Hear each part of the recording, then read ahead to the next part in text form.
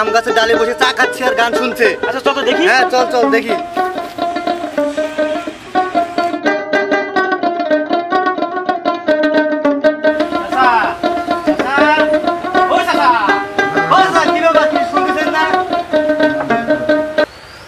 দেখতে পাচ্ছিস না আমি চা খাচ্ছি, চা খাওয়ার সময় বিরক্ত করিস কি জন্য?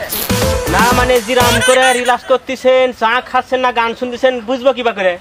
এ তোরা আমার সঙ্গে ইয়ার কি মারতেছিস? না চাচা ইয়ার কি মারবো কেন, আপনাকে তো সম্রাট শাহজাহানের মতো লাগতেছে। এই শোন, তোর বাপ ছিল এই এলাকার মন্ডল আর আমি ছিলাম এই এলাকার একমাত্র ঢোলার।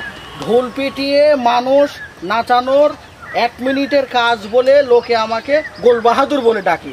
এই তোরা যা তো যা, আরামে আমাকে একটু চা খেতে দে। এই আতর আলী দাঁড়া। কি ব্যাপার, দাঁড়াতে বললে কেন? কথা আছে। কি কথা? নেমে এসো।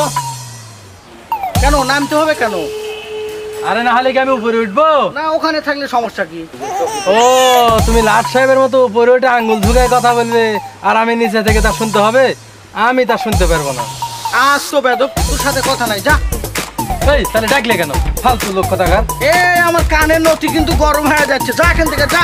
বেদবের হাত দিয়ে বদ করতে গাছ। এই তোর বাপ তো এত বেদব ছিল না।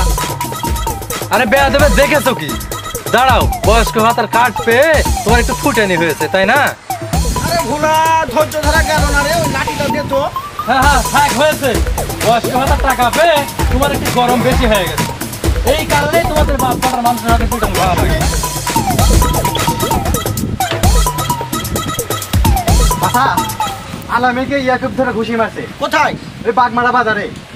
কি মন্ডল বংশ ছেলে হয়ে আমার ছেলের গায়ে হাত তুলে? এই কোথায় আছিস তোরা? লাঠি নিয়ে বাড়া তো।